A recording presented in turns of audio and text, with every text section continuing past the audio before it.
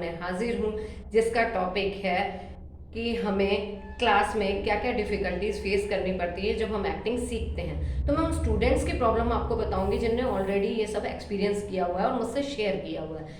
तो problem number 1, जो सबसे पहले एक एक्टिंग स्टूडेंट अपनी क्लास में फेस करता है, हेजिटेशन।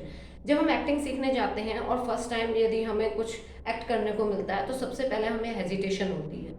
तो आपको यही सजेशन दूंगी कि जब आप क्लास अटेंड करते हैं तो हेजिटेशन ना करें, क्योंकि आपने एक्टिंग कैरियर खुद चुना है। आपको किसी ने पीले चावल दे के नहीं बुलाया कि बेटा आओ एक्टिंग कर लो।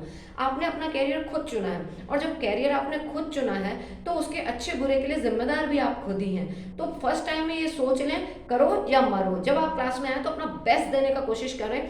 आप हेजिटेट ना करें। क्यों हेजिटेट ना करें? क्योंकि यहाँ कोई भी आपको मौका नहीं देता। ये टोटली कंपटीशन का दौर है।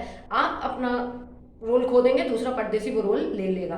तो कभी भी ऑलवेज प्रेजेंटिव रहें, जितना बेस्ट परफॉर्म कर सकें। फर्स्ट टाइम अपना एक्सप्रेशन ऐसा डालें कि हर कोई आपसे इम्प्रेस हो जाए कि हाँ भाई आप कितनी अच्छी एक्टिंग करते हैं, या आप बिल्कुल बोल्डली बोल सकते हैं। तो फर्स्ट थिंग, हेजिटेशन को दूर रखें क्लासरूम में। सेकंड जो प्रॉब्लम आप लोग फेस करते हैं उस चीज़ में, वो होता है डायलॉग डिलीवरी। कि डायलॉग डिलीवरी क्या होता है? जब हम सोलो डायलॉग बोलते हैं तो कोई दिक्कत नहीं, हमें ही सिर्फ डायलॉग बोलना होता है और हम अपना परफॉर्म देख के चले जाते हैं।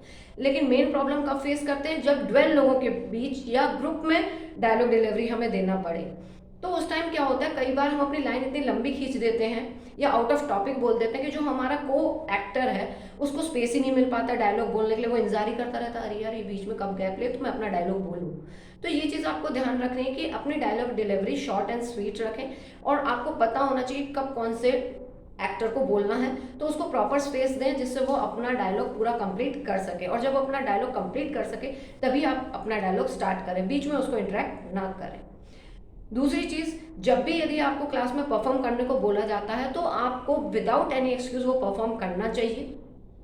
कुछ जगह ये प्रॉब्लम्स बच्चे फेस करते हैं कि वो पहले से रिसर्च नहीं करते कैरेक्टर्स की, और बाद में वो इमीडिएटली परफॉर्म करने में दिक्कत होती है। तो आपको बता दें कि कोई भी मेंटर यदि आपको एक्टिंग क्लास होमवर्क देती है कि कल चलिए आपको सीता जी का रोल करना है, या आपको राम का रोल करना है, या आपको चोर का रोल करना है, या XYZ कोई भी रोल करना है, तो आप पहले रिसर्च करिए, बहुत लोगों को स्टडी करिए, या आप भीड़ में चले जाइए, कुछ लोगों को ऑब्जर्व करिए कि वो किस तरह बिहेव करते हैं, और फिर कोई नया कैरेक्टर दूसरे दिन क्लास में जाके परफॉर्म करिए। तो इससे क्या, आप वर्सेटाइल बनेंगे और आप अपना नया कुछ गेन कर पाएंगे। कभी भी जो टीचर बता रहा है सेम उसको कॉपी करने का गलती ना करें। 90% स्टूडेंट यही गलती करते हैं कि हम कॉपी करते हैं, या फिर अरे सलमान खान ने ऐसा डायलॉग बोला और ऋतिक रोशन ने ऐसा डायलॉग बोला मैं तो कूल। तो ये स्टुपिडिटी है। Don't become a copy. आप उसकी कॉपी नहीं है, जेरोक्स कॉपी। आपको अपनी एक आइडेंटिटी बनाइए। आप एक सेपरेट एक्टर बनने आए अपने नाम से, ओन आइडेंटिटी से। तो कॉपी ना करें। यदि आपको कोई परफॉर्म करने को बोल रहा है तो आप ओरिजिनलिटी लाएं उसमें। आपका खुद ओरिजिनल होना चाहिए। यदि आप लिखना जानते हैं तो अपना पार्ट आप लिखवा लें, आप लिखना नहीं जानते हैं तो आपके आसपास बहुत से ऐसे स्टूडेंट रहेंगे जिनके अंदर राइटिंग क्वालिटी भी होती है, तो आप उनसे बोल दीजिए कि भाई प्लीज़ मेरे लिए एक अच्छा ऑडिशन या एक कोई भी रोल अच्छा लिख दीजिए, और उसकी प्रिपरेशन करके फिर आप प्रेजेंट करिए। तो इससे आपकी प्रेजेंटेशन बहुत इफेक्टिव होगी और आप बहुत अच्छा सीखेंगे।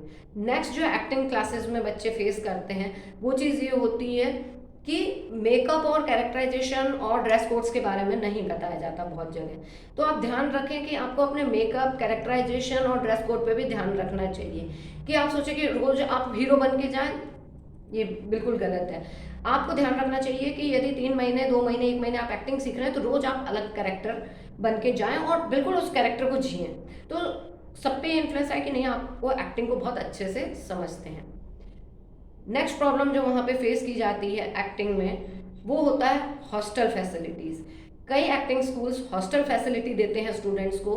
तो बहुत से स्टूडेंट होते हैं जो हॉस्टल में सर्वाइव करने में दिक्कत होती है, या फिर एडमिशन टाइम पे बहुत से ऐसे स्टूडेंट्स होते हैं जो फूड का प्रॉब्लम आता है, जिनको बहुत प्योर वेजिटेरियन, वैगन या ऐसे होते हैं। तो जब किसी भी इंस्टीट्यूट में आप एडमिशन ले रहे हो तो पहले से क्लियर कर दें भाई आप वेजिटेरियन है, नॉन वेजिटेरियन है, जो भी, या हॉस्टल आपको जो प्रोवाइड कराया जा रहा है वो सही जगह प्रोवाइड कराया जा रहा है कि नहीं। क्योंकि एक बार यदि आपने हॉस्टल के पैसे दे दिए और आप रहने चले गए तो बाद में यदि आप हॉस्टल छोड़ते हैं प्रॉब्लम की वजह से तो आपके पैसे चले जाते हैं और आपको वो रिटर्न नहीं होते। दूसरी बात, यदि सही जगह नहीं रखा जाता तो आपको हेल्थ इश्यूज भी आने लगते हैं। ये खुद मैंने भी फेस किया है कि मैं वेजिटेरियन हूँ और मुझे ऐसी जगह पर रख दिया था जहाँ फुल्ली नॉन वेजिटेरियन थे और मेरे पैसे भी चले गए और मुझे मेडिकल इशू भी हो गए थे। और फिर बाद में मुझे बहुत प्रॉब्लम हुआ था। तो ये तो मेरा सेल्फ एक्सपीरियंस है, इसलिए मैं ये कहूँगी कभी भी आप यदि मुंबई या कहीं पे भी कोई भी ऐसा इंस्टीट्यूट ले रहे हैं जहाँ हॉस्टल यदि ले रहे हैं तो पहले से क्लियर कर दें, देख लें, जांच लें कि भाई कहाँ आपको रखा जा रहा है, किन के बीच आपको रखा जा रहा है, और फिर करेक्ट डिसीजन लें हॉस्टल के लिए। तो ये चीज़ भी आप एडमिशन के टाइम पे प्लीज़ क्लियर कर लें, क्योंकि ये मेजर प्रॉब्लम है जो बहुत से स्टूडेंट फेस करते हैं। दूसरी चीज़, कई बार हॉस्टल के नाम पे आपको फोटो इंस्टा वगैरह पर डाल दिया जाता है, आपको बहुत लग्जरियस हॉस्टल में रखा जाएगा, जबकि ये टोटली झूठ है। मुंबई में आप आके देखिए, बच्चे जो हैं एक एक कमरे में 10 बाई 10 के कमरे में 8-8 लोगों को रखा जाता है। शुरू में बोलेंगे नहीं पीजी में आपको 2 ही लोगों को रखेंगे, 3 लोगों को रखेंगे, पता चला एक पीजी में 8-8 9-9 लड़की या लड़कों को रखा हुआ है। तो सर्वाइव के नाम पे एक तरह से उनकी जेल हो जाती है। तो मैं तो यही सजेस्ट करूंगी, आप कोई भी एक्टिंग स्कूल लें तो प्लीज़ रेजिडेंस का अपना अरेंज करें, क्योंकि उनका अरेंजमेंट उतना अच्छा नहीं होता। मैंने तो अभी तक कोई ऐसा स्कूल देखा नहीं यहाँ पे जो बहुत अच्छी फैसिलिटी देता हो। तो मोस्टली इसलिए मैं आपको बार बार सजेस्ट करती हूँ कि आपके नियर बाई एक्टिंग स्कूल्स में लीजिए जहाँ आपको हॉस्टल लेने की जरूरत ना पड़े। और मुंबई भी आते हैं तो सिर्फ एक्टिंग का पैकेज लें, हॉस्टल का पैकेज ना लें। यदि रहने का आप अपने आप से अरेंज करें तो वो सबसे बेटर है। और प्रॉब्लम जो फेस करनी होती है वो दूसरी जो स्टूडेंट यहाँ पे फेस करते हैं, वो सबसे बड़ी बात ये होती है, यहाँ आते से एक्टिंग को छोड़ के सब करते हैं। सबसे पहले फ्रेंडशिप हो जाएगी, घूमने निकल जाएंगे, इधर निकल जाएंगे, लड़के लड़कियों से फ्रेंडशिप कर लेते हैं, लड़कियाँ लड़कों से फ्रेंडशिप कर लेती हैं, और फिर बाद में वो अपना कैरियर छोड़ के वो मिसगाइड हो जाती है, उनका ध्यान कहीं और ही चला जाता है। तो ये भी सबसे बड़ी गलती है, क्योंकि यहाँ पे आने के बाद कोई किसी का नहीं है, ये बिल्कुल ध्यान रखिए। सब कॉम्पिटिटर्स हैं, वो सिर्फ आपको कुछ समय तक मेंटली डिस्टर्ब करेगा, चीट करेगा, और बाद में अपनी परफॉर्मेंस बेटर कर देगा। मैंने खुद अपने एक्टिंग कैरियर में फेस किया कि कई बार रात को मैं अपना ऑडिशन लिख लेती थी और रख के गलती से चली जाती थी और मैं कहीं और चली जाती। एक दिन मेरे साथ इतना शॉकिंग हुआ कि जो ऑडिशन मैंने लिखा हुआ था किसी दूसरी लड़की ने जाके क्लास में परफॉर्म कर दिया और मुझे पता तक नहीं चला।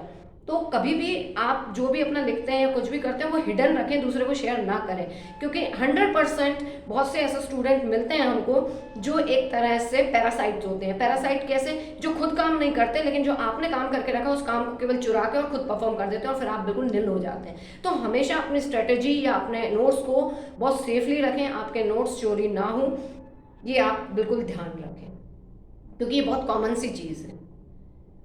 अगली चीज़ जो आपको यहाँ पे आके देखनी है, आपको मेंटली बहुत स्ट्रांग होना पड़ता है। क्यों? क्योंकि यहाँ आप किसी से उम्मीद नहीं कर सकते कि कोई आपको हेल्प करेगा, तो आपको खुद मोटिवेट अपने आप को करना पड़ेगा। कई बार ऐसे ऐसे डांट पड़ जाती है एक्टिंग में मेंटर से कि आपको लगता है कि आप तो जीरो हैं, बिल्कुल बेकार हैं, आप तो कुछ कर ही नहीं सकते। तो उस टाइम हमें मेंटली बहुत स्ट्रांग होना चाहिए, हमारी विल पावर बहुत स्ट्रांग होनी चाहिए, और हमें यदि एक प्रेजेंटेशन हमारा गलत हो भी गया तो नेक्स्ट डे उससे 200% अच्छा प्रेजेंटेशन हमको देना चाहिए। तो आई होप बात आपको समझ में आ गई। मोस्टली जो 4-5 प्रॉब्लम यहाँ पे फेस करते हैं स्टूडेंट्स,